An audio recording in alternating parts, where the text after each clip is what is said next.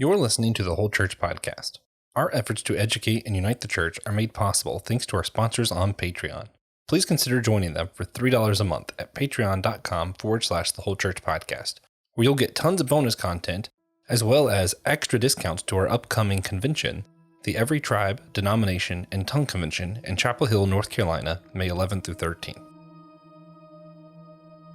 Acts 17, verses 22 through 31, the Christian Standard Bible, read, Paul stood in the middle of the Areopagus and said, People of Athens, I see that you are extremely religious in every aspect. For as I was passing through and observing the objects of your worship, I even found an altar on which was inscribed, To an unknown God. Therefore, what you worship in ignorance, this I proclaim to you. The God who made the world and everything in it, he is Lord of heaven and earth, does not live in shrines made by hands. Neither is he served by human hands, as though he needed anything, since he himself gives everyone life and breath and all things. From one man, he has made every nationality to live over the whole earth, and has determined their appointed times and the boundaries of where they live. He did this so that they might seek God, and perhaps they might reach out and find him, though he is not far from each one of us. For in him we live and move and have our being, as even some of your own poets have said, for we are also his offspring. Since, then, we are God's offspring, we shouldn't think that the divine nature is like gold or silver or stone, an image fashioned by human art and imagination. Therefore, having overlooked the times of ignorance, God now commands all people everywhere to repent, because he has sent a day when he is going to judge the world in righteousness by the man he has appointed. He has provided proof of this to everyone by raising him from the dead. Here, St. Paul shows a thorough knowledge and understanding of the religion of Athens, and he uses that to witness to the people and attempt to convert them to followers of Christ. Brandon, what can we learn about how we should relate to people of other religions today by St. Paul's example in this story? I think part of this shows that we need to not be ignorant. I think a lot of times when it comes to this idea of talking about other religions, it's often solely from the perspective of, and this is what you need to know in order to convert that person. And obviously that was part of what Paul was trying to do. He was trying to eventually move the conversation to the gospel. But Paul's a smart guy. He was a Pharisee. He was a very educated person. So my assumption would be that Paul knew what he was talking about. Paul spent time with these people. Paul listened to the philosophers talking about their gods and their point of view. So I think for us today, that shows that we need to know more than just the 5 right answers to lead somebody to Jesus, but to actually devote ourselves to studying and listening to the voices of other people from different religions.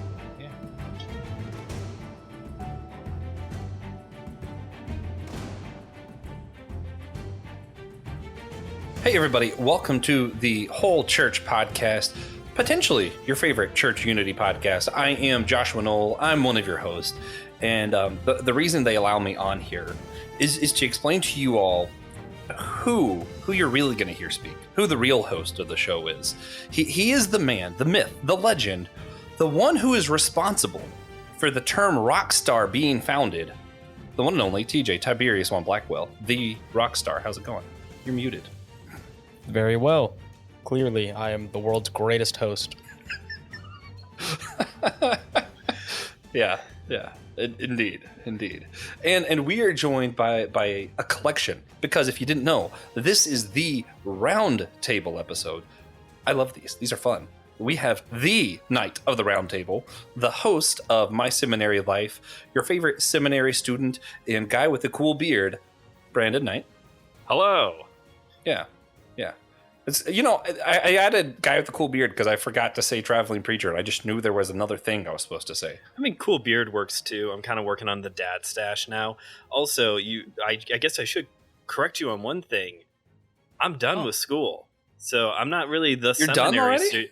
I finished my last class, so I'm not really the seminary student anymore. So graduation's not till May, but so let the record show. if we weren't too cheap for a soundboard, we would have applause going right now. That's awesome. I thought you had another month. The way that you describe TJ, you need to play like Hulk Hogan's theme song in the background when you introduce him. Yeah. I'm always tempted to just switch over to like a wrestler announcer voice.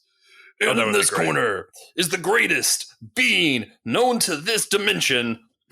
It's a really good Macho Man Randy Savage. Yeah, thanks.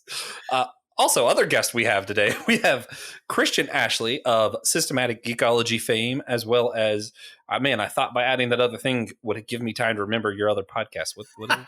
It's okay. There's only 3 episodes out. It's the Let Nothing Move You podcast. The Let Nothing Move You podcast. Check it out on Spotify, Anchor, all those good things. He's also, he's the only one now, I guess, who's still a seminary student. Man, you're behind, Christian. How do you feel? Very behind. But you know what? Slow and steady wins the race. Right. Hey, if it helps, I haven't even started. It took me 2 tries, if that helps. Yeah. And we're joined by the one who's ahead of us all, who's a teacher and already has a doctorate, the one and only Nathan Gilmore, host of the Christian Humanist Profile.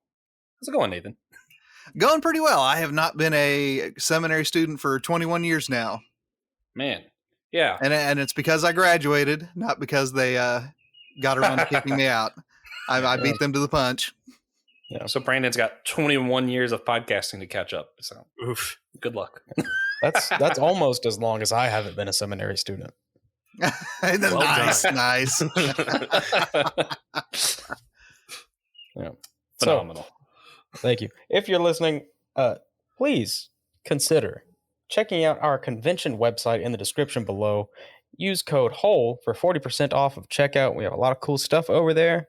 And if you support us on Patreon, you can get it for 60% off. That's a crazy discount. Think about the money you'll save. Get your ticket for our convention. And you can also check out all the bonus segments we do. We record them after almost every show. And it's just some fun extra stuff you get to listen to for a low cost. Yeah, low cost is tight. Also, today's episode, we're going to be discussing how Christians and the church together in unity should be addressing other religions in our local communities and how we should relate to them. But before we do, we like to do a spiritual practice here that's actually really difficult. It is the most challenging and productive spiritual practice there is for Christian unity, and that is, of course, silliness, where I will be asking a silly question. Yeah. If you had to fight either the Yeti, Sasquatch, or the Chupacabra, which would you choose? No, I'll go last. Brandon. Me? I'm going to choose, I thought about this all day. I would like to choose the Chupacabra. 1, because I think he would be scrappy. And 2, once the fight is over, I would really like to team up with him and take over the professional wrestling scene as a tag team together. So I think we would do great. Both wearing luchador masks. Man. Bold of you to assume you'd survive. Christian. Well, for some similar reasons, I'm also choosing the Chupacabra because I believe that I can take it on a little better than a giant hominid from a past era, whether it's from the Everest or not, that is a lot bigger than me and a lot stronger than me and could tear me apart within 2 seconds flat. All right, fair enough. Nathan. I should have volunteered to go first because I'm also going to say Chupacabra. Surely on weight class, surely on basis of weight class. Chupacabra, most sightings, you're looking at maybe a 6 foot, 7 foot quadruped. You're looking at maybe 250, 300 pounds. If I were fighting for my life, I could probably move that kind of body mass. A Sasquatch or a Yeti, you're talking more like 400 to 900 pounds.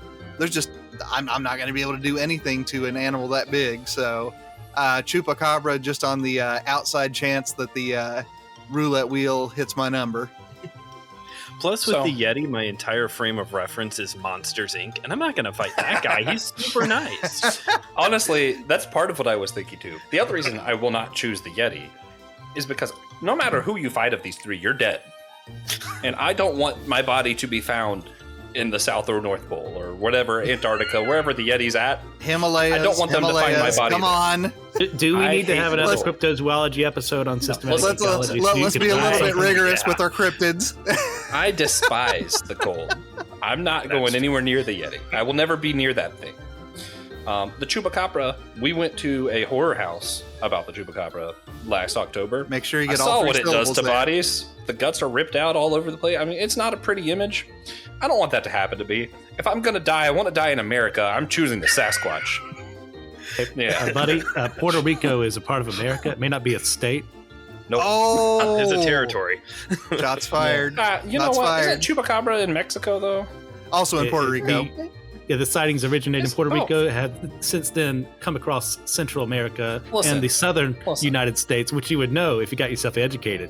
Well, also, there might be a Yeti in Alaska. So when I say America, I mean like mainland USA. That's where I want So the South In is not fact- part of America. If the Sasquatch Texas? would agree to meet me in Disney World, that would be fine.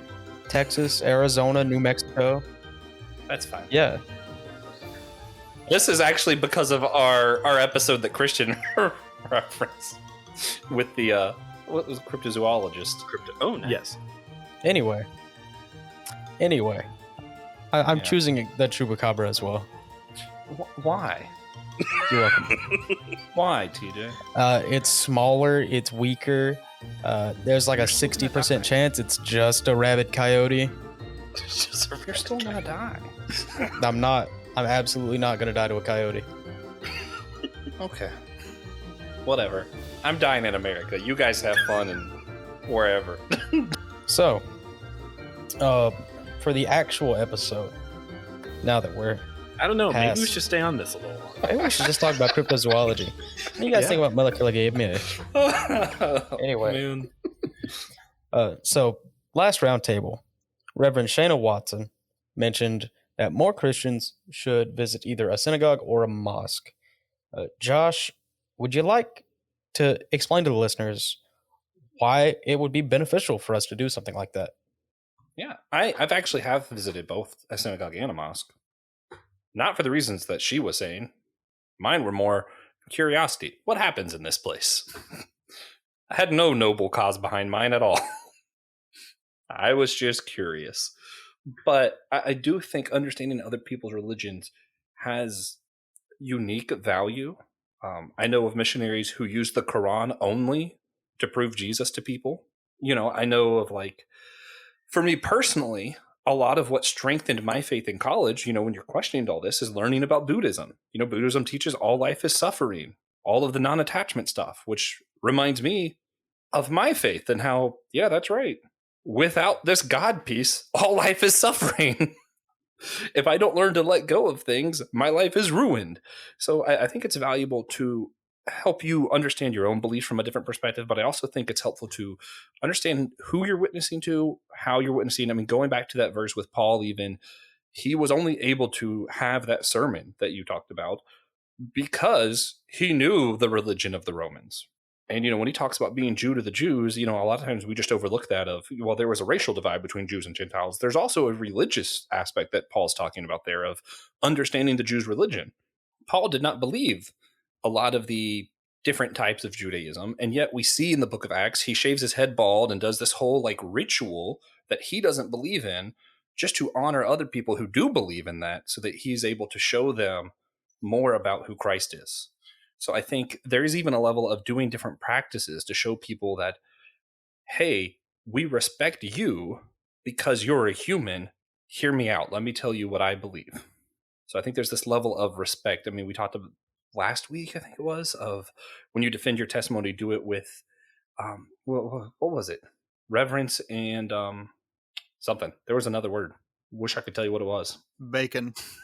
It's in Peter. Yeah, with reverence and bacon. When you offer bacon first, people believe Jesus a lot quicker. Yeah, Mixed that's my results. answer. Mhm.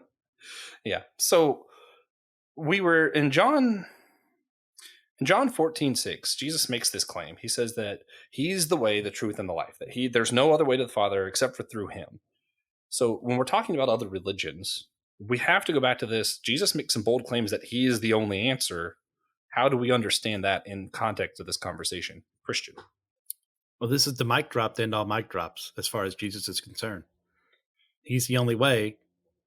We don't have to worry about anything else. However, that doesn't mean we can't learn something from how another person chooses to go about their religion, to their rituals, through how they have reverence to a God that doesn't exist versus how we should show reverence towards God.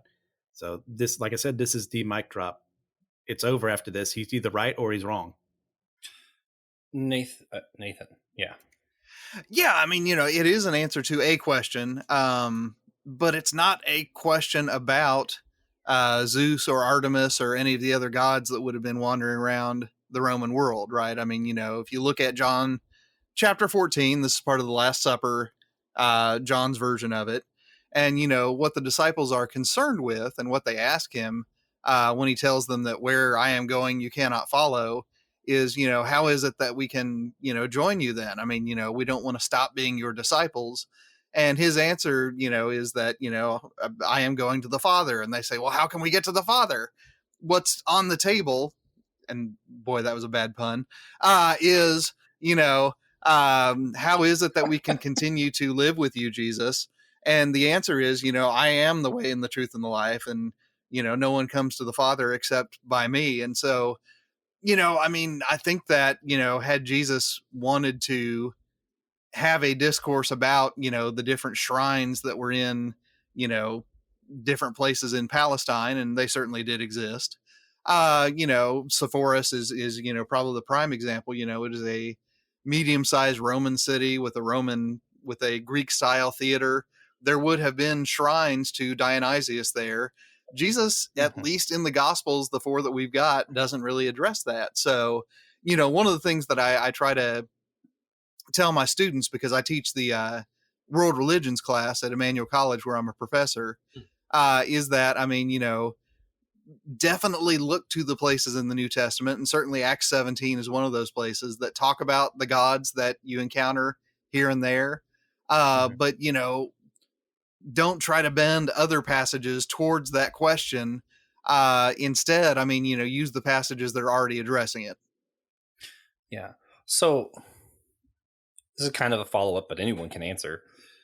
That verse, as well as some others, believe in your heart, confess with your mouth, Jesus is Lord, those kind of verses often get used even in the bigger debate of, what about that guy who's on an island, who's never heard of God, worships the sun as God, and, he's following love. He believes that the son had a child, and that child came and, he checks all the boxes, but he doesn't have the Bible. If Jesus is the only way, and he doesn't say specifically that word Jesus or Yeshua, he's doomed, right? I mean, I think everyone here would say no, but why would we say no? Yes. Okay, everyone but TJ. I mean, it depends on if you go with the C.S. Lewis way of looking at it. Was it The Last Battle in Narnia, where we see Callum, an individual there who worshipped Tash? Can you dig it? Their god. Yeah. His entire life, but he was devoting his life to the good of that, and yet at the end he's redeemed in Narnia heaven at the end versus everyone else. I'm not entirely sure myself, to be perfectly honest with you, if I actually believe this is something that happens in the real world. So I can't really answer this question. Me either. That's why we're going to throw it to Brandon. It is an interesting question, and part of this, I think, also depends on how Calvinistic somebody is, because I have heard people say a similar way that you took this, Josh. Is also the whole age of accountability, or when do children? How old can a child be before they're no longer ignorant? If my son died, would he go to heaven? And I've heard very Calvinistic, very into total depravity type of theology that, they would go to hell. Just that cold. And I am for sure not on that level. But as to how far going towards this idea of saved out of ignorance, I don't know if that's necessarily the best way to say it, but you just don't know the name of Jesus. You just don't know Jesus himself. I don't know how far I'm able to, how far I would go to say yes or no.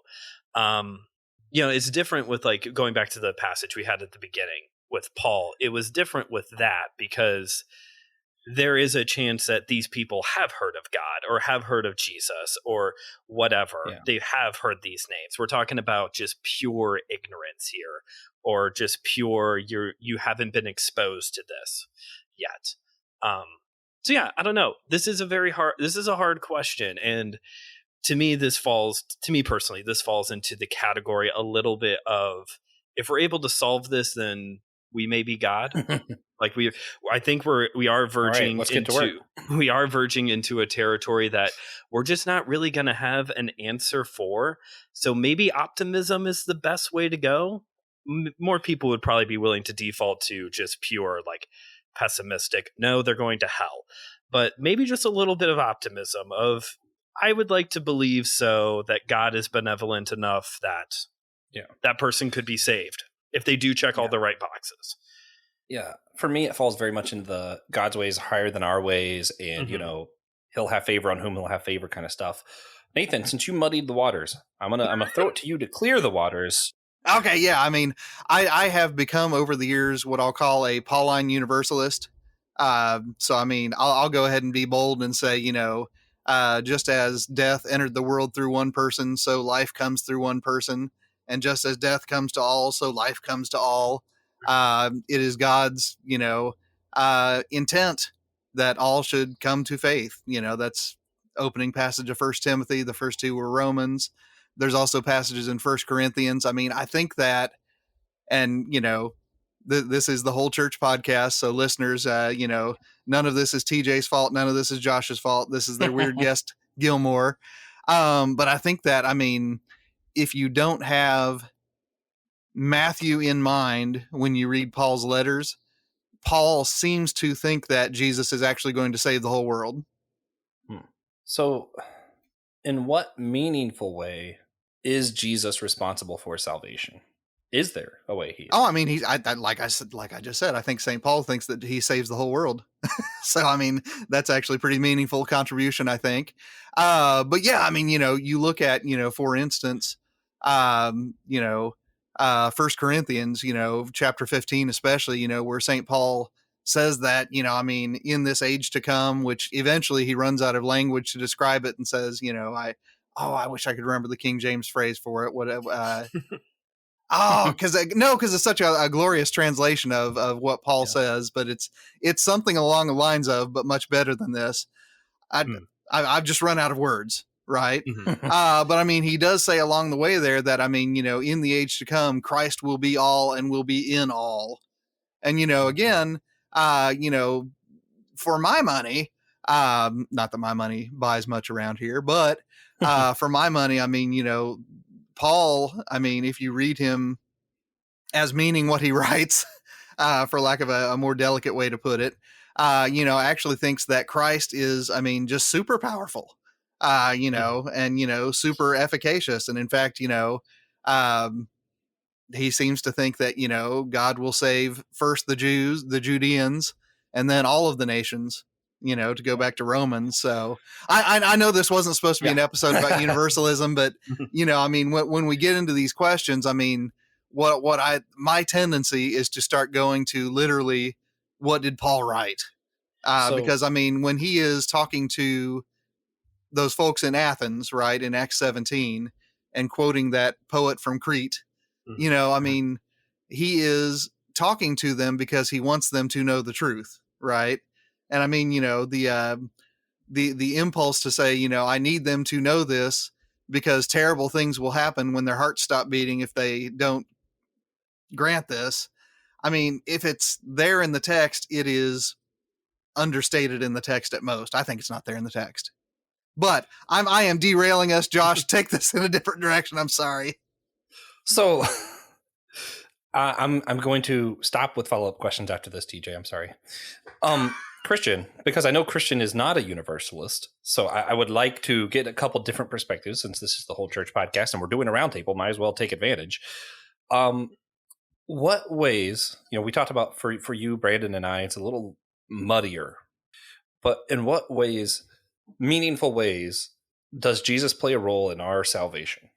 Other than, if you don't believe he saved everybody, what is the role? Well, he's got to show up to you at some point in time. and you've got to say yes. And I know we've talked about universalism. I'm about to get to predestination and free will here. And just muddied the waters even worse than we even thought possible. But I mean, and I'm going to make it even worse by saying I believe in both predestination and free will. So take that with a grain of salt while we're at it. Yeah, me too. But, but I mean, when I think nothing would make me happier if universalism were true and everyone eventually ended up in heaven with God, every created. Then, brother, I have good news for you. Sorry. Keep going. I'm being bad today. I am so sorry. Go, Christian, okay. Go. But I see verses. I see with you depart from me, you who practice lawlessness in Matthew, and I see in Romans when Paul's talking about the pottery that's been cast aside to destruction. I'm forgetting the exact verse in mind, and I look and I see God said, "Look, I've destined these people for this thing," and then to come back and say, "Oh, by the way, they're still coming back at the very end." I don't buy it. Like I said, nothing would make me happier than every living person God created in the image of God ended up in heaven at the end. But I just can't get by that. Yeah.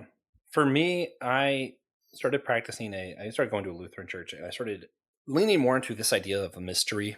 And I've gotten really comfortable with just not knowing things. So for me, yes, you cannot be, in my opinion, you cannot be saved without the role of Jesus. Because of certain things that are in the text that even Jesus says about people being in the pit, I don't think everybody makes it. Where that line is, I have no idea. And I'm okay with that. Okay, TJ, I'm done. All right. So, we want to try something new for our roundtable today. We're going to call this the Roundtable Roundup. I'm going to read out 4 questions so everyone knows what they are. Then we're going to go back one at a time, and each of you can answer one of the 4 questions.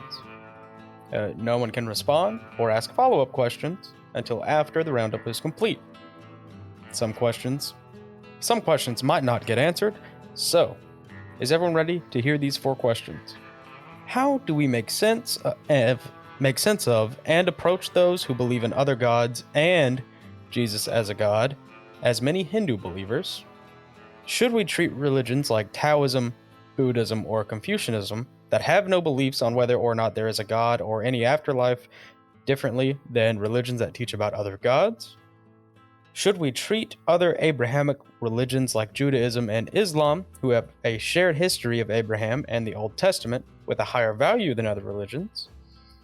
And many Christians believe or treat our faith like it is just an extension of Judaism. Should we value the faith traditions of Judaism higher than others? I can go first so that I'm not causing trouble during other people's segments. All right. Yeah, I mean, I like the question about Taoism and Buddhism and Confucianism because one of the things that I've discovered teaching medieval literature classes especially is that when you get back into the 16th century and the 14th century and the 13th century and especially Japanese Buddhist texts, what you get is texts that are just really concerned about the afterlife, which is just the opposite of what you read in every Intro to World Religions textbook. So, I mean, one of the things that I've learned is some humility in the face of that. It is true that in the most recent, 150 years, 200 years, that neighborhood, Buddhism has largely discarded these beliefs in the afterlife. But if you go back 500 years, 800 years, there are samurai who leave the samurai life and go join a Buddhist monastery because they're afraid they'll go to Buddhist hell because of all the killing they're doing. So, I mean, what fascinates me about that is that, the very confidence of the Intro to World Religion textbook runs counter to, what I've discovered in actual Buddhist texts. Now, as far as how we interact with folks in those traditions,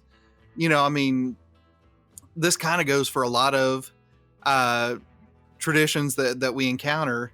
I am inclined to, ask more questions than I propose answers. When we talk about these traditions, often they claim us just as much as we claim them. There are folks who are university educated, who have met people from different continents, maybe who have gone to different continents, who can say, I have seen Islam, I have seen Sufism, I have seen Zen Buddhism, and this is the one I pick. But for a lot of folks, I mean, you find yourself in this tradition, right? And, what I want to know is, what that story is for this human being I'm talking to.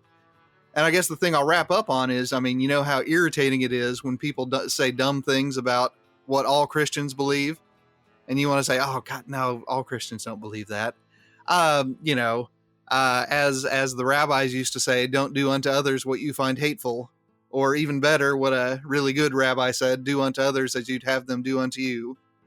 All right. So, my next victim will be Christian Ashley. Which question would you like to answer?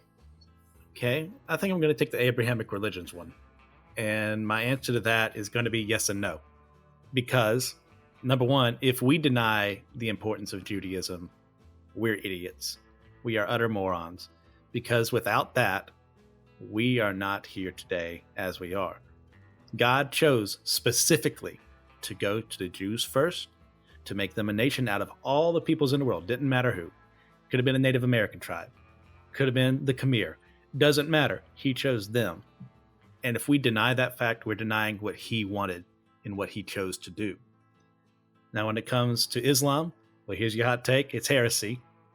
And I have to read and I have to study Islam to better understand it, because guess what? There's 2 billion Christians, well, supposedly, and there's 2 billion Muslims in the world. So if I ignore that fact, then I'm denying reality. Say, well, what they're doing is not important. That's 2 billion souls. I just said they're not important. But my opening argument to them is not to say, oh, by the way, you believe heresy and you're going to hell.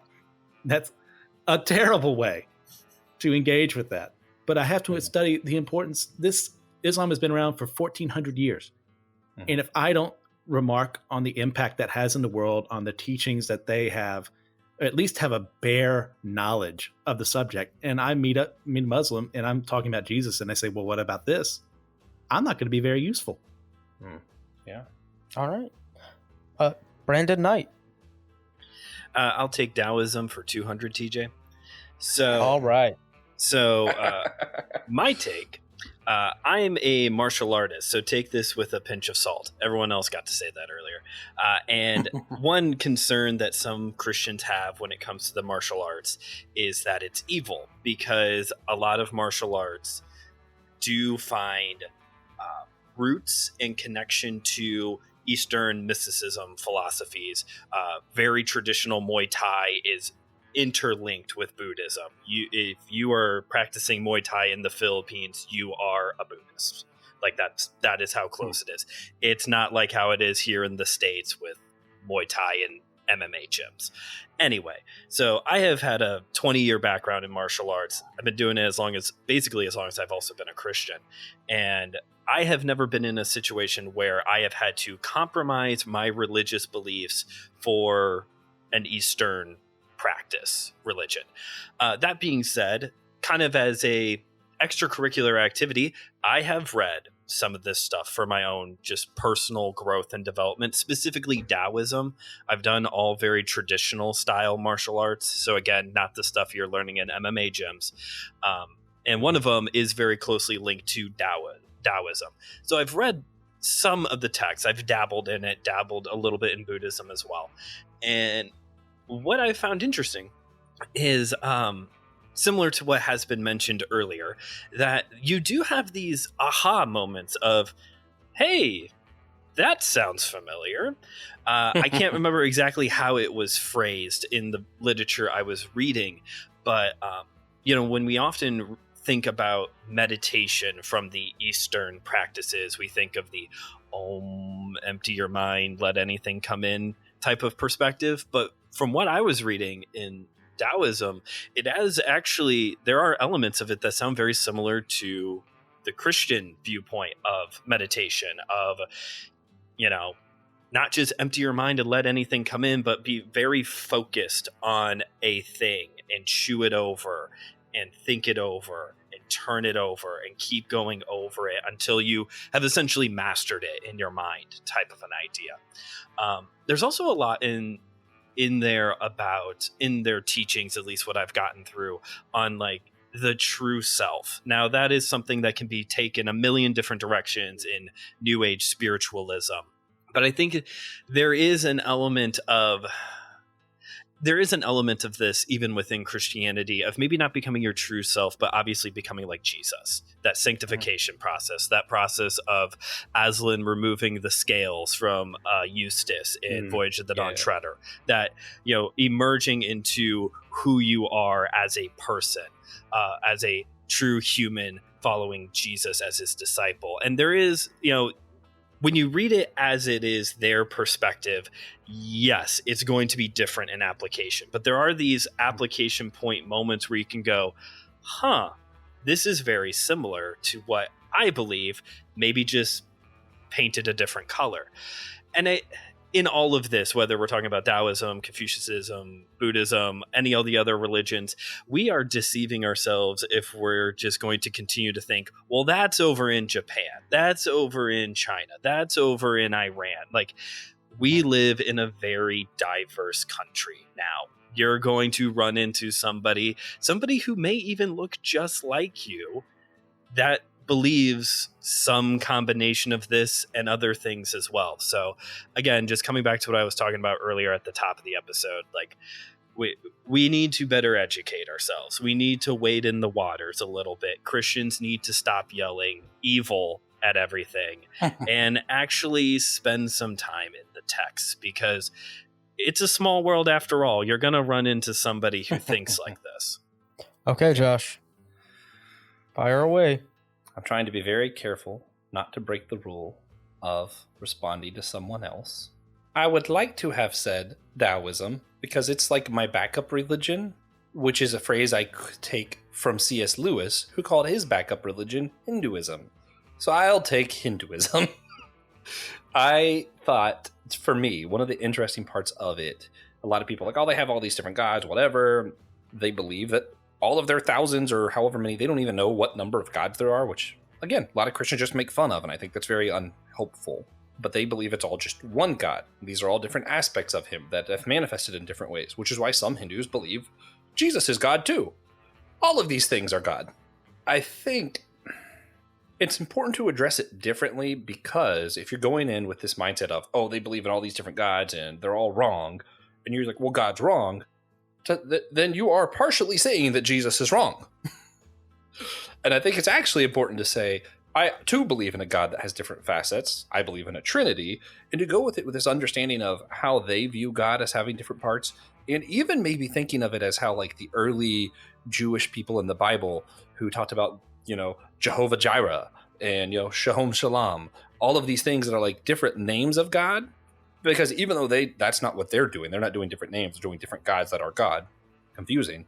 It is still very much, God does have a lot of different aspects to him, and a lot of them are confusing.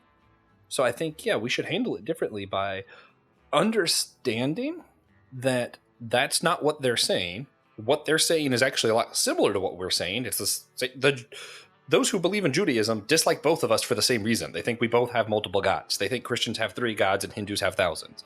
It's still heresy to the Jew, So we have to be careful to kind of understand where they're coming from, and then say, I do believe God has these different aspects. But here's what I think is within the limits of God, and here's what I think is outside of the limits of God. And I think the important part to me that really differentiates us is the Hindu belief of there being no such thing as good or bad. There are some gods that are, war and death and all of these things, and some are life and love and all of these things.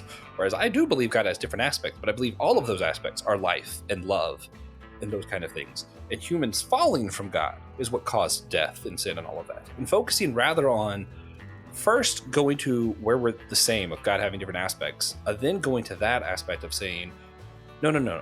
I don't believe that God is all of these things. I believe that God prefers life, and it's something we can choose. So that's how I think we should go about that. All right. Technically, you are now allowed to ask follow-up questions. But before that happens, I would like to encourage the audience to reach out to us and tell us how you enjoyed the Roundtable Roundup compared to what we've done in the past. Yeah. So I wanted to add a thing, naturally, to these discussions of the beliefs who don't necessarily have gods or afterlife kind of things. I just wanted to add how aggravating I find it when Christians go, oh, well, my God isn't like Buddha or Muhammad. Our God died and rose again. Muhammad and Buddha aren't gods to those people. Right. Like what you just said is just nonsense. Like, True. But if I'm remembering correctly, isn't Allah in Arabic? Doesn't that just mean God? And if you tell them Allah doesn't exist, you're essentially saying you're an atheist. Yeah. Yeah, that's what they call Yahweh. They believe in Yahweh. 3 strikes. Well, hold up. No. Because the generic term Allah and that's it in the Quran.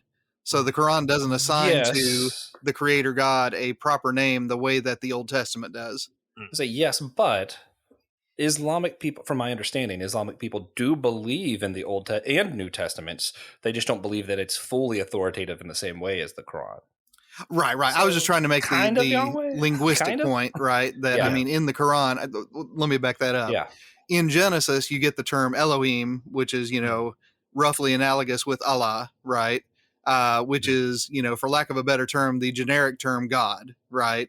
Yeah. You can talk about God, or you can talk about the gods, or you can talk about a God or this God or that God. Mm-hmm. What the Hebrew Bible does that the Quran doesn't is also assign, Yad-He, Vav-He, that gets, transliterated as Jehovah or Yahweh, or, as a friend for mine in seminary would say once he discovered that the oldest texts don't have verbs. But, Yes. The Quran, and now again, I don't know if in Arabic, when they translate Genesis into Arabic, whether they have an Arabic word for, but, I know that the text of the Quran doesn't. Yeah. Well, what's also interesting too is they do, which is funny, a lot of Christians treat it this way. And that's not what I believe, that the Bible itself is this super sacred thing that is also, I think that, it gets wishy-washy.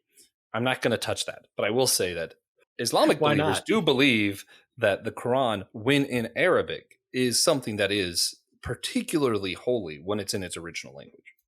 Oh, absolutely. It's always interesting. So the term Allah, even though it just means God, still has a different significance. Right. But for instance, I mean, and again, just to give an example, and again, I realize I'm belaboring the linguistic point, but it's an important one. But I mean, when, the Quran says, you mortal, do not worship any other God, it is do not worship any other Allah. So, I mean, they're linguistically, now in context, obviously there's a distinction, but linguistically it's the same word. Yeah. So wait, Josh, you're telling me we can talk about universalism and predestination, but not the inerrancy of Scripture? What kind of show is this? Yes. We can discuss the inerrancy of Scripture. I think the thing that's harder for me to discuss is this sense that God is the Word, especially since when that was written, the Word wasn't canonized. So what did we mean by that? It's very up in the air for me. And also the Greek noun logos means about 4 or 5 different things in the New Testament, because as it turns out, God didn't invent a new language for the New Testament. God just used Greek, which was already kind of lying around waiting for someone to use it. Tell my Greek prof that. Yo, that's great. Well, that's great. No, one interesting thing though, Josh, about your point about Hinduism is that, I mean, until the British Empire, there was no such thing as Hinduism. And what I mean by that is, there was the Vedantic tradition, and there was the Mahabharata, and there were shrines, and there were all these sorts of things. And the British, because they wanted it to resemble Islam and Christianity and Judaism, they said that, it is this singular thing, and that singular thing is called Hinduism. Yeah. Kind of retconned it for them. Yeah. Well, that is a great term for it. I've never used that term for it, but when I teach world religions now, that's part of my lesson plan. That's great. Yeah, absolutely. Yeah. The great retcon of Hinduism. The great retcon. Oh, man. Christianity is one of the very few religions that their Bible is completely founded, true, inerrancy that Christian was talking about. Most other religions don't believe that. You're not going to find Taoists who believe that their text is inerrant and literal. That's just not a thing. You can cherry pick some other. Yeah, you can cherry pick, especially like with something like Taoism, where it's almost more like a philosophy than anything else. Where you can cherry pick elements of it. Yeah. A lot, from my understanding, a lot of people in like China and like the eastern part of the world do this where they're like, well, I'm Confucianist in these aspects, Taoist in these aspects, but I do believe in God. They like they just kind of Well, and some of them will also have household exclusive gods, like the sort that you associate with the Roman Empire or something like that, right? So, I mean, one of the things that I teach in my world religions class is that the concept of a religion, and more specifically the concept of religions in the plural, is very much a product of European imperialism. And the idea is that, well, I mean, everyone must have an Islam or a Christianity, right? So I mean, what happens is all of these Vedantic and Shinto and Sufi and all of these traditions, pardon me, get shoehorned into, okay, well, this is their belief, this is their ritual, this is their this is their that, and basically it is to make how to put this, make sure that everyone who's not from Europe has some kind of Islam that we can convert them away from. Right. Yeah. Well, and that's where a lot of Christians end up looking foolish too when we're talking about like the scripture of things, is how often it's like we go and, for example, attack the Quran and point all these plot holes in it, because to us, our Bible has to be, literally true and factual. And we are very, Western minded about it. Whereas most Islamic believers that, from my understanding, they don't think of their Bible they don't think of the Quran that way. They think of it as something that feels true. What the feeling you get out of it is what is true, not necessarily the words. So you're attacking the words and they're going, okay, like, all right, no biggie. Yeah. And, I mean, honestly, I mean, in that respect, I mean, we have a very deep kinship with Islam because, of course, there are Christians who say, yeah, I mean, I like the ethical teachings of Jesus, but, this whole transubstantiation with communion thing, I can't do. Right. That was John Adams, but other things, there's a great variety in all of these traditions. Right. And again, I realize I'm kind of railroading this with my own little agenda here, but one of the things that has really revolutionized the way that I have conversations with people who, practice Buddhism, people who, take part in a Hindu life, people who are Muslims, right, is to realize that, I mean, until I have studied the history with some depth, what I'm getting is probably good information, but it is information without context. And therefore it stands to be dangerous in ways that any kind of information without context stands to be dangerous. Yeah, yes. I wanted to, while we're on this note, and I'm changing up our outline some as we go now. I think what's particularly hard, because we're talking about the scriptures being different, how we view God or not God being different, inerrancy being different without different religions. How do those of us who are Christian, how do we go about witnessing when we have kind of a more, not necessarily Nathan, but a lot of us have a more exclusive religion, and we're trying to witness to a lot of these people who have a much more inclusive religion? I tell a Hindu about Jesus being God. It's like, okay, cool, I'll add him to the list. It's like, how do I witness when that's kind of the mindset of a lot of people that we're talking to? Christian. Yeah, sure. I mean, you started off this podcast perfectly with Acts 17. You've got to meet your audience where they're at. And the philosophers at Athens had all these idols all over the place of various gods and even to the unknown God, just so they were covering their bases. So Paul recognized his surroundings, then included that in his message while still preaching Christ crucified at the end of the day. So we have to do the same. Like if I'm talking to a Muslim and I have to bring up, the chapter Al-Anbiya, I'd better know what that chapter is about. Like I can't just come up and say, oh, well, I know all this about Christianity. I'm not going to care about what you believe. That's just not how it works. Yeah. And if I could just tag team with Christian there, I mean, what's even cooler is that after Paul visits all of these shrines around Athens, including the shrine to Theos Agnostos, which is one of the first Greek phrases I could actually recognize in Acts. So I remember that one well. Then he has conversations with Stoics who believe that, all of the traditional gods are basically bunk, and that, what we have is a divine principle, a divine logos, that a spark of which is inside of each of us, but it's not a personality the way that Zeus or the way that, Hashem is a personality. And then with Epicureans, who basically say that, there might be gods, there might not be gods, but if there are gods, they are perfectly happy. And concerning yourself with this world of death and disease is, pretty much unhappy. So if there are gods, they don't care anything about us. So, I mean, that Acts 17 text is so rich because St. Paul really does interact with this just gloriously broad spectrum of different attitudes towards God. Yeah. I would say, we really have covered the base here on this. Paul, again, coming back to this main theme of Paul just didn't go to these people and say, "Can I tell you about our Lord and Savior Jesus Christ?" Like there was intentionality behind how Paul met each one of these groups where they were at. I think a lot of time in American Christianity, maybe not singling out any particular one, because many of us are guilty of doing this. It's like we have our Romans Road checklist, and you go through the Romans Road, and then you say the Lord's the sinner's prayer or whatever that thing is called, and then they are saved. Like we have a very Control C, Control V type of approach when it comes to evangelism and to apologetics, which apologetics really isn't like soul winning. In evangelism, apologetics is kind of a different thing. And then there's also this stuff over here. A lot of classes I've taken on the subject, like probably married the two a little bit more than they need to.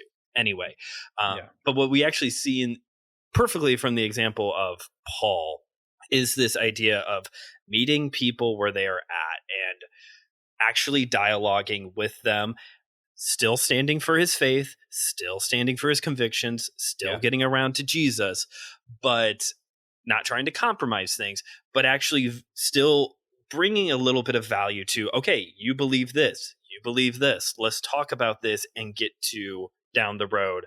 Let me introduce you to the unknown God, and we'll go from there. Christian.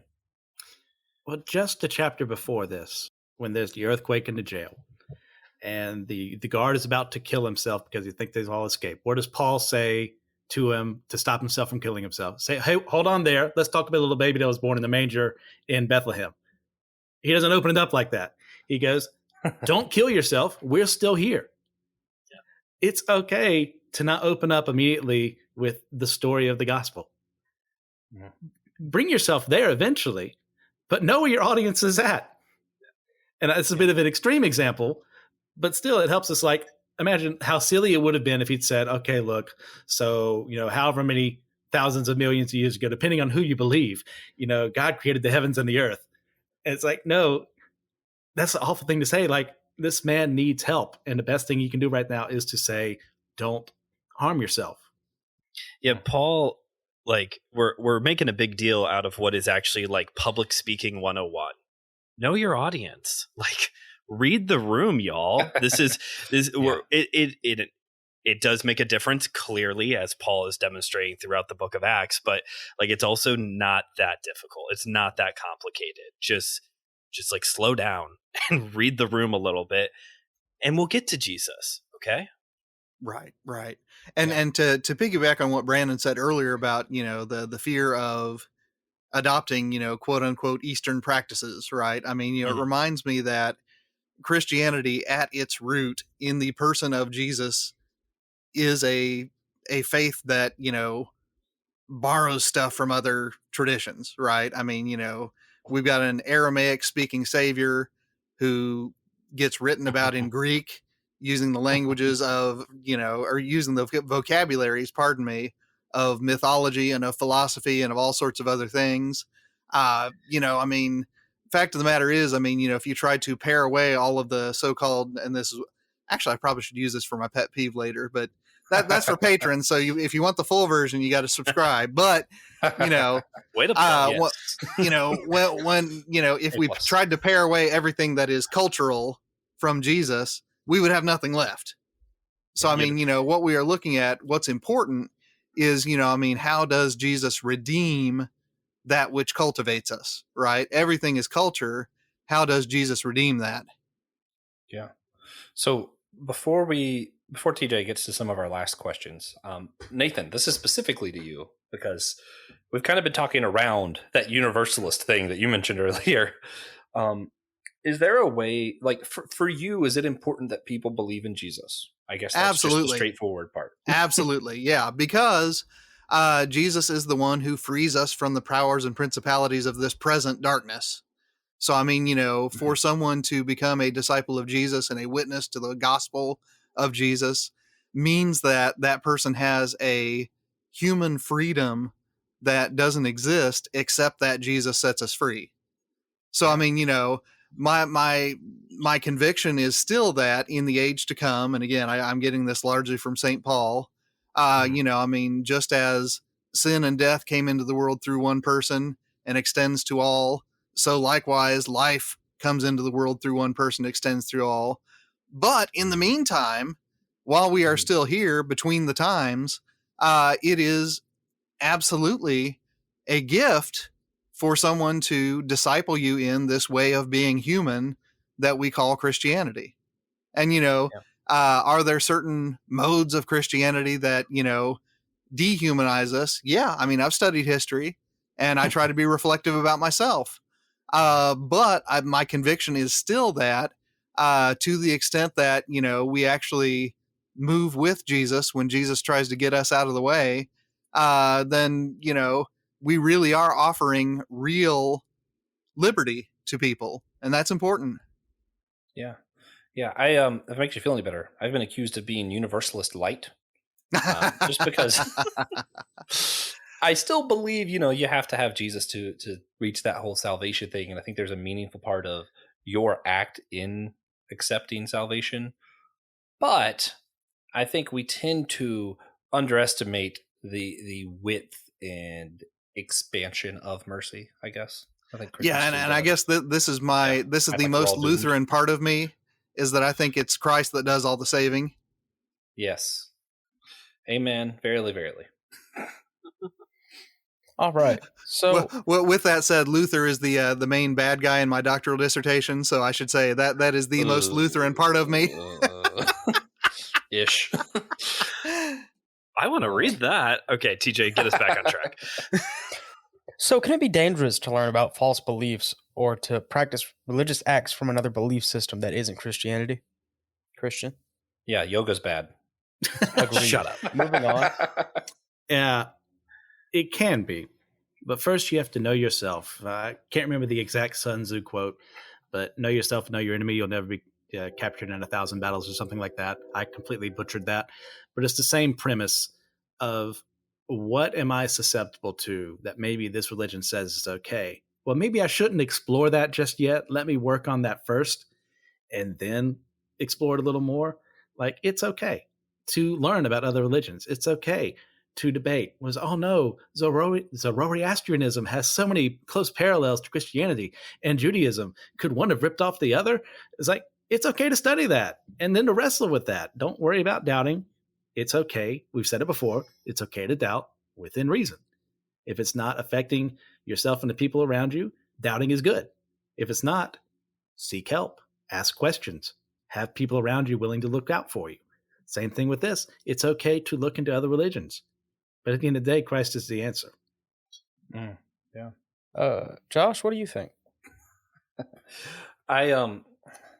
I'm going to tell a story. No, so there's this painting that I think is really powerful that you see usually in more Eastern contexts of three men who are all tasting vinegar. And one man's making a really sour face because, oh, this is sour. And then, another face is looking angry. This is bitter. And then the other one's just smiling. And the way it goes is the one that's smiling is Tao. What's the guy's name? Why can't I think of his name right now? Oh, Lao Tzu? Lao Tzu, yeah. He's smiling because, he's the one who started Taoism. He's like, this vinegar, it's bitter. It tastes just like vinegar, like it should. And he's happy that it is what it is supposed to be.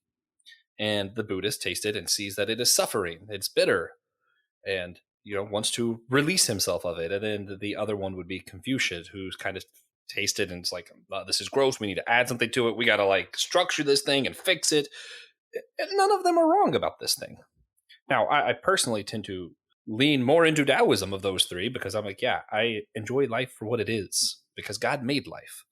Man, there's a thing that I relate to, even though I disagree. The Taoist wouldn't say it's because God made life that it's good for what it is, but I still learned that thing from them. I think what I see the danger in is when we lean into these images and all these really wise sayings and pictures and art and all these things of these other religions. If you look at all these things, you can get wrapped up, especially speaking to my other younger Americans. A lot of people are Buddhist now in my age group around me. And I think it's because we see all this wise stuff and we get hooked up on all these things that are true, but we're kind of missing the forest for the trees. We're seeing all these individual truths and focusing on them because it will get you things and it'll make you progress spiritually, but you're missing the big picture. And I think that's the danger. So still look at the big picture. What did God do? How is, what is the overarching arc of the universe's story that I believe is love, that is God and Jesus? Look at that first. And I don't think there's a problem if you see the trees, but you gotta see the forest first. Okay. Yeah, and I'll Anyone go else? in a predictable direction on this and say that, I think that it is logically possible. I'll go ahead and say that it's a real historical possibility that a Protestant from Indiana, studies the Quran so closely, which, by the way, I haven't. I've read through it once, that I become functionally indistinguishable from a Muslim and therefore I lose Christian identity. Is that possible? Sure it is. How likely is it? Not very. So I mean, for me, I mean the syncretism that I worry more about than I worry about Taoist syncretism, or Yoruba syncretism, Santeria and whatnot, or whatever else, is, I mean, syncretism with that religion called America. There are certain things that just come very naturally to me. I mean, every time I'm at a minor league baseball game and they start playing the national anthem, I ritually take off my hat and place it over my heart. And I'm thinking, okay, am I instinctively moved to kneel at the 5 times of prayer? Nah. Am I instinctively moved to, honor the Shinto that are, around my household? Nah. If you're talking about, blending spiritual, I'm going to call them spiritual influences, it's America that's the most likely to blend with my Christianity. I mean, that's the one that I really have to work at in order to, figure out where the America ends and where the Christianity begins. Yeah. I made a joke about yoga earlier. And I think this kind of builds on what you're saying. For the most part, I don't think a Christian is going to start doing yoga and all of a sudden start worshiping Hindu gods or God, depending, what kind of language you want to use there. Depending on which text you're reading. And forget who Jesus is or any of that, right? Like, I don't think that's what's going to happen. I think if that does happen, then that's a problem. If you start doing yoga and find yourself no longer thinking about Jesus and only thinking about the Hindu gods, okay, well, I guess that's an issue. But for the most part, I think if you're leaning into yoga, you're learning the spiritual practices and using that to meditate more on what you believe about God and the universe and all that, I think that's a good thing. And I think too many Protestants seem to view God as very, very weak, and that at any study of another religion at all is going to make you lose faith because they're clearly all better than ours. I mean, that's not what they say, but that's sort of how they act. Yeah, and just to keep beating my drum here, I think it's a far greater danger that someone starts singing "God Bless America" and we stop having a problem with American wars. Yeah, definitely. Just for like 2 minutes, Just for like 2 Well, minutes. Just until the song's over. I go to a lot. Song's over. I'll tell you what, TJ. I go to a lot of minor league baseball games, so I hear that song a lot. A lot of 2 minutes. No, I mean what bugs me, and that now I'm giving all my pet peeves away before we actually get to the patron part. But God Bless America has been tacked onto "Take Me Out to the Ball Game" as a sort of second national anthem during the 7th inning stretch, and it bugs me. It bugs me. Listen, if God brought me a hot dog at the ball game, I would appreciate it. I'm going to come at this from maybe a little bit more of a negative standpoint, only because there's a form of religion a religious category that we haven't even touched on, and that is cults. I have a thing for learning about cults. I just recently watched a documentary on Jonestown. this has been like a new hobby of mine within the past 2 years or so. And what was the word Nathan used it earlier? Syncretism, right? Yeah, syncretism. Syncretism. Right. So this is like, the big buzzword. Would you mind, taking a moment and explaining to the audience what is syncretism? Just like real quick definition. Sure. I mean, it's a compound Greek word, as are so many really cool words. And it means that, together two things are seizing your soul, right? So, I mean, Christianity and also Santeria, or Christianity and Hinduism, or, if you listen to me for long enough, Christianity and America. Sure. So a lot of times with syncretism, that's what we talk about. It's like what we've been discussing. It's like Christianity in America, or Christianity and all these other guys we've been discussing earlier. And not every cult that has been like popular in America, but many of them is syncretism like 101. And a great example of that would be Heaven's Gate, where you have this very apocalyptic version of Christianity meshed with New Age spiritualism and UFOlogy. Or you have something like Jonestown, which is very much this like Pentecostal liberation theology. Nope, Disciples of Christ. It's my church tradition. That is our most famous Disciples of Christ pastor, unfortunately. So I've got to claim that one. You got to claim that one. Own it, man. But yeah, or you have something like QAnon, that is very much like this America, Christianity, Donald Trump's the savior of the world, secret, every other thing, or even like the Remnant Church down in Tennessee, where you have where Gwen Shamblin started this church that was all it depends on who you ask whether or not they actually fall in the cult category, but they made it this blend of Christianity and weight loss was like your biggest way of showing your sanctification. It's a whole thing. Wow, you guys are really giving me looks on this one. Wow. Yeah, HBO Max. If you got HBO Max, go check that one out. It does happen. I guess this is the point I'm getting to, is that it does happen in very extreme cases, in very oftentimes very sad conclusions, that these types of things do happen. People do get deceived into a form of syncretism. So yes, it is. It can happen. It could happen in a very bad way. But for the most part, at least with the stuff we have been discussing, those aren't the culprits. Those aren't the things that are being blended together that are causing the downfall. It's a perversion of Christianity to begin with, in most cases, that also brings in together American values, or everyone's smiling. They must be able to hear my kid. It brings in together American values, or just these other teachings that's like, this is way out of left field. We're not even talking about major religions of the world. We're talking about way out of left field things. Yeah. Brandon's kid is adorable. Also, I agree. And if everybody's wondering what the next roundtable discussion will be, how is the church different from a cult? Here we go. Dude, that's actually an episode I'm planning for my seminary life in April. So I don't know when this episode's coming out. So we'll have to run it twice. Yeah. But speaking of HBO Max, also episode 8 of The Last of Us is a fantastic example. Usually if someone's telling you that they are your redemption or anything like that, that's a huge red flag. Yeah. Yeah, great way of also showing people who will take advantage of something inherently good for their own purposes. Yeah. Yep. Well, and much like the enemy, when we're talking about the enemy and you look at the New Testament, it's usually talking about the Lucifer or demons or basically Christian baddies.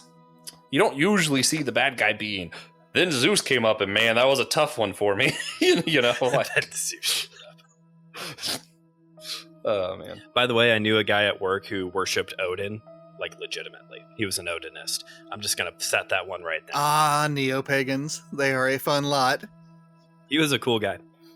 Yeah, I don't know, but I feel like I shouldn't say that's awesome because, that's wrong of me, right? But that's actually another thing to go along with this ongoing conversation we've been having of hey, there's these moments where things actually sound pretty similar. When you get into, I think they're holy texts, the Haval, because I had 1,000 questions to ask him. obviously there's the whole Valhalla stuff and how you get into Valhalla, but he was telling me that a lot of the teachings of their holy book is be a good neighbor, take care of your friend who's had a little too much to drink, and be respectful of travelers. Like, that's okay. Okay, Brandon, you got me curious now. What do they claim as their holy book? I think it's called the Haval. I could be pronouncing that. All right. Yeah. As a Lithuanian, in some Lithuanian media spaces, I've become partially familiar with the neo-pagans. Very interesting group. This is the most lost in any of our conversations I think I've ever been. Okay, so everybody, what is one practical action our listeners can take that would help the church better relate to those of other faith traditions in our local community? You're all going to get a turn. Stop raising your hand. I'm going to do this alphabetically. Christian Ashley. By last You name? answer this question. Yeah. Oh, okay. So we've discussed a lot of world religions out there this day. If there was a moment in this recording that said, I don't know anything about Buddhism or Hinduism or what have you that we've mentioned, guess what? Most of them were written over 1,000 years ago. You know what that means? The texts are all in the public domain. So you can do whatever the heck you want with them. You can print them off and no one can stop you. Research them. Great stuff. TJ Blackwell. No. So this is a tough question, and I think we almost started the show with the answer that I think would be the most beneficial, which is visit a mosque or synagogue, or maybe not like a shrine.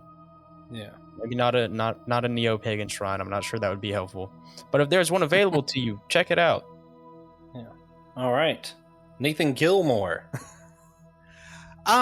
Take a Muslim to lunch and, ask them to tell their story, and also be sure that you do a little bit of reading ahead of time so that your lunch order doesn't start a new Sepoy rebellion. Yeah. And if you don't know what a Sepoy rebellion is, go look that up too. Yeah. Also, you Baptists listening, you're welcome for your next program name. Take a Muslim to lunch. It just sounds like the name of like a program, doesn't it? It sure does. All right. Brandon Knight.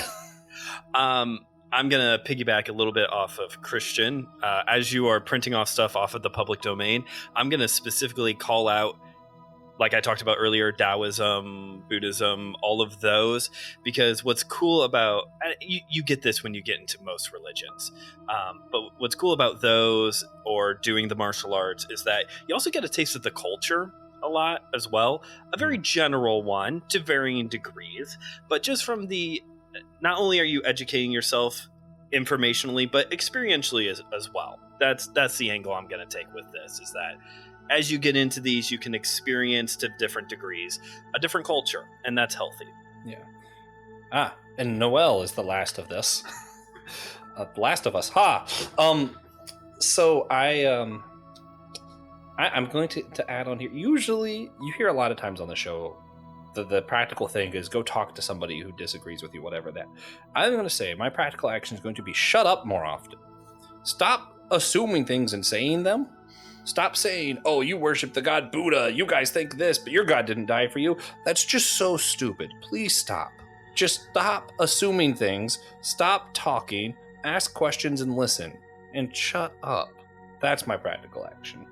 Josh, you can't be old enough to remember Audio Adrenaline, can you?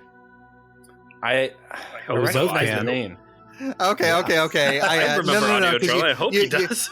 You keep saying, your god is Buddha, and I'm like, oh my gosh. I mean, this is that insufferable Audio Adrenaline track from 1994 man, that I will not recite any of here because it really is just terrible. The amount of pastors I've heard get up and say, I've studied all the religions, and let me tell you, Buddha didn't die for their sins, and this god didn't die for their sins, and this, and I'm like, okay, well, if you studied all religions, you did a terrible job. I'm giving you an F. You failed. I'm giving you an F. Your religion class failed. It aggravates me to no end. I'm trying not to do a pet peeve in the middle of our episode, but it really does aggravate me. Part of what I went to college for was world religion. Because of Indiana Jones. I want to do archaeology and go dig up other religious things. And, I ended up not doing that. I changed my mind a lot in college, but yeah. something I'm passionate about. All right. So, before we wrap up, we like to ask everyone to share a moment in their lives recently where they saw God, whether that be a moment of worship, a blessing, challenge. Could be anything. And I will go in reverse alphabetical order. Perfect. Joshua Knoll. You have a God moment for us. Yeah. I had a lot. Because world religion is something I'm very passionate about. This was one of them. I could have made this episode so much longer, but TJ was already aggravated. But I'll use my God moment because earlier Nathan was talking about Christ in all things and all of that. I did a 25-mile hike last Sunday, my first hike of the year. It was a lot of fun. And at one point, it's early March, so everything's just now budding. Things are just now turning green. So just kind of observing that, taking the time to I know this is weird, but I like to touch it. I like to touch the tree, look at it, and I'm very one with nature kind of guy. I'm kind of a hippie sometimes when I go hiking. And there was a moment where when I needed to take a break, which I took my breaks based off when my dog started whining because he was tired. And I laid down, I read a comic book. If you're wondering, it was the first dark webs of the issue. And when I was done, I laid there and I was just thinking and contemplating about things for a while of, if I had a clone, would it have a soul? Would it go to hell? Those kind of things, because I was reading Dark Web. And then I started contemplating how God is in all of this, seeing the new life and all the things and thinking of the immanence of God. And then thinking about how God's not just in all things, but he's also over all things. He's transcendent. And just kind of contemplating what it means that I'm surrounded by God and also able to talk to him as someone who's transcending all things. It's just I don't know, it was a very spiritual, fun moment. Christian Ashley's God moment is he was challenged at how much he hates the dark web comics. I was about to say, I don't know if I should save this for Comic Book Catch-Up for Systematic Geekology Patreon, but I'm so sorry you had to suffer through one of the worst Spider-Man crossovers of all time. And I say that as the number one so Spider-Man much. Fan. Yeah, of course you did. No, I'm muting myself. All right. Brandon Knight, do you have a God moment for us? Before I say this, I do like how Systematic Geekology now has 2 Spider-Men on the show. That's pretty cool. Very multiverse. Anyway, so I did allude to this earlier, but at the recording of this episode, I finished seminary 3 days ago. I turned in my final paper. So it's been nice to, that evening, I turned in my paper. We went to a church chili cook-off and got to see them. This was one of the churches I preach at. They always invite us out to come hang out with them. And we got home, we turned on Brooklyn Nine-Nine, and I was just sitting on the couch I feel like I should be doing something. But there's literally nothing for me to do right now. So it's already just been a breath of fresh air of not having a paper looming over my head of, okay, I can go out with my wife and have a good evening, or I can turn in a paper on time. I haven't had to make those decisions, and it's been nice. My final paper was on how the Christian church can love the LGBTQ plus community. And so that was a good growing experience for me, wrestling with stuff in my own life, wrestling with a very heated topical discussion that is always going to exist, in my opinion, or at least for a very long time.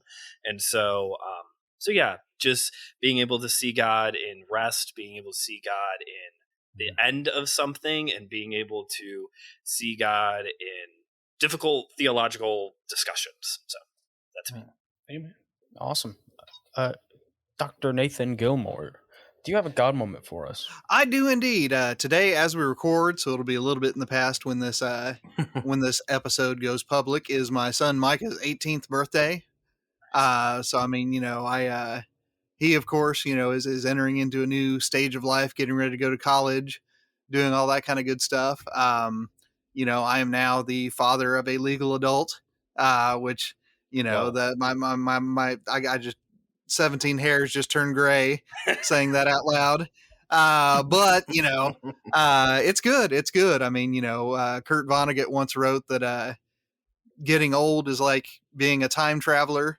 I've been to the future now, and it turns out all right. So you're the doctor. Yeah. I what makes me feel old of all things? I had this one kid at camp when I was a camp counselor, and now he's the adult on my podcast. He's the one that's responsible. It's wild. You know, we're all technically time travelers. We're all constantly traveling through time at a constant rate. So for me, my God moment, I was driving down the road the other day, and I thought it was just, there was some insane woman driving next to me, banging on her window, waving her arms, trying to get my attention. And she was just trying to warn me that my back right tire was flat, which I knew. But isn't it nice to see people who care about complete strangers enough to tell them, like, hey, your tire's flat, you might kill a bunch of people. So I'm very thankful for that. The fact that people are still kind enough to go to such lengths to get a stranger's attention. Did you ever get your tire fixed? No, I'm just going to put air in it forever. Okay. That adds up.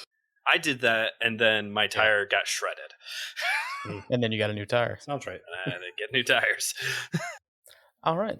So, Christian, Ashley, last not least, do you have a God moment for us this week?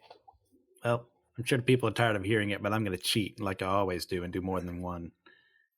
And my first one is that for the past couple of years, I've had to use a CPAP because I'm dying and old. It's just how it is. But the mask on my seal broke and the hose wasn't fitting in anymore. So I had to send out a bunch of money to get new parts. I'm no longer under insurance. That costed a lot more than I'm ready to pay right now. However, when I mentioned this, at every class that we have here at the seminary, we always pray beforehand. And we were asking for prayer requests. And I said, mentioned this. And the professor blew my mind and said, hey, are you on Venmo? I was like, yes.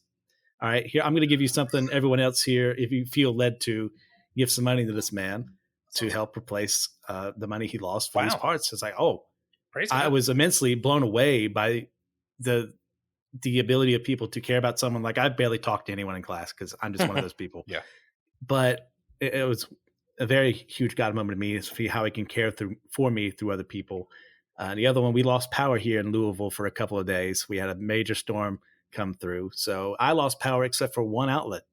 And the only outlet that I didn't lose was the one where my refrigerator and freezer were set up. So I would have lost a ton of food and a ton of money if that one outlet was not working. So I'm extremely grateful for God for that. I was able to record 2 with Joshua and paying for an episode on One Piece we're doing later on.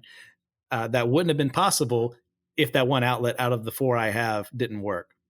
Man. And then a smaller one. Go ahead. I'll say I need everybody to help me for a second. The Lord is good all the time, and all the time, The Lord is good. The Lord is good, except for that Job thing. Except for that Job thing. Yeah, you don't hear that part at the Baptist church, do you? There's like one guy in the back, except for Job. By the way,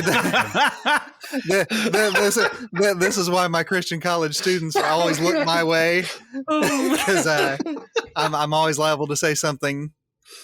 I'm always liable to say something. Wow. And my last my new one, God moment is that joke. My last one, I swear, is I'm going up to Chicago this weekend with my dad to go see my brother and sister-in-law as we're getting things ready for baby of indeterminate gender because these little twerps won't let us know until the day of. So prayers for them to open up and be honest, but also for us to love them and help them, as you know, delivery is always a very harsh thing sometimes. So as smooth as possible. The weather's Something pretty I should nice up here, Christian. You're coming in at a good time. We had a snowstorm last week. Oh, God. Something I should probably leave for our patrons, but information I'm going to offer freely. My parents thought that I was going to be a baby girl pretty much up until birth. The only one who bought boy clothes was my dad, as he bet against everybody and said that God loved him too much. He grew up with 6 sisters and he was going to have a boy. My dad did it. Man, what a life. Yeah. So, if you're here, actually, still, for this whole church super episode,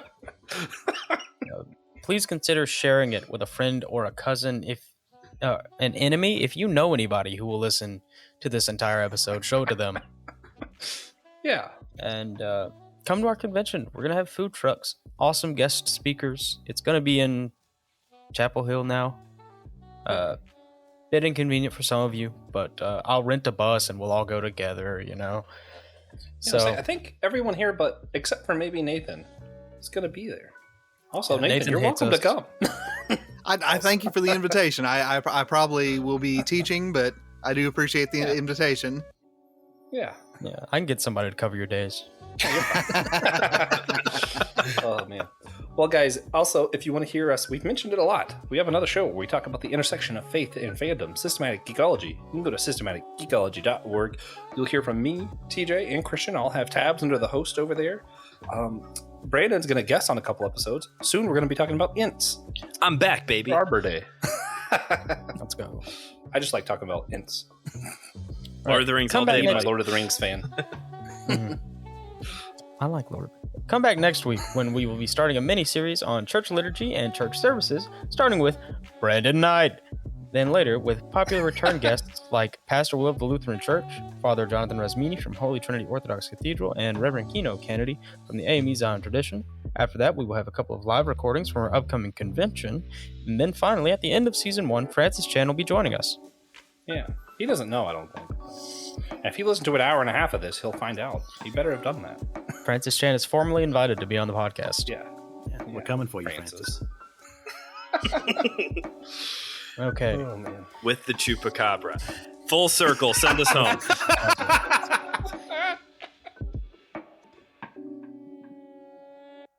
Thank you for listening to the Whole Church Podcast. Remember, you can always support the show at patreon.com/the Whole Church Podcast. We'll also get extra discounts for our upcoming convention, where you can meet us and worship with people from several different languages and denominations in Chapel Hill, North Carolina. Come back next week, where we will be starting a new series about church services and church liturgy with Brandon Knight.